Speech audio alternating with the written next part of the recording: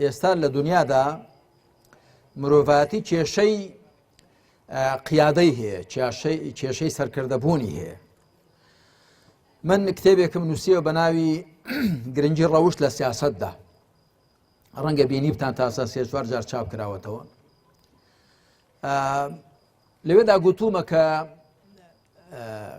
مرۆڤایەتی ئێستا لەگەڵ زۆر قەیران و کێشەدا دەستەویەخەیە، بەڵام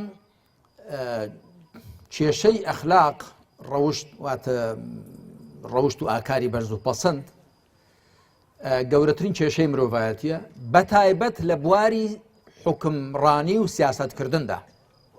ئەرچی ئومەتی پێغەمبەر صلی الله عليه و آله وسلم ئەوەیە کە شاید و بەڵگەی ڕاستی دینی خوا بێ بەسەر مرۆڤایەتیەوە، کە کاتی خۆی هەتا موسڵمانان پابەند بوون بە قورئان و سونەتەوە وابوون.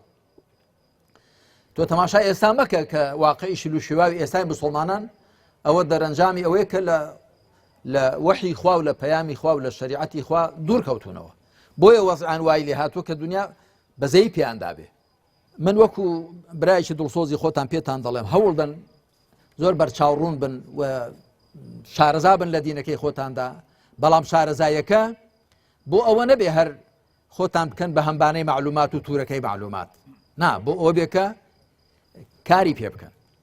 هەندێک بنەمای دیکە هەن بۆ بوونە سەرکردەی گەنج یا هەر کەسێکی دیکە، ینی بەڵام گەنجیش ینی لە تەمەنی گەنجێتیەوە هەوڵدا ئاواتی گەورە پیاوی گەورە دروست دەکا، هەوڵدا ینی خەمی ئەوەی بێ نەک بە ناحەق یاخود نەک بەبێ ئەوەی کە هەر بە خەیاڵ بەڵکو هەر بە واقع بە عەمەل بەکردەوە خۆی بۆ ئەوە سازکە کە سبەینە بێتە فەرماندەیەک.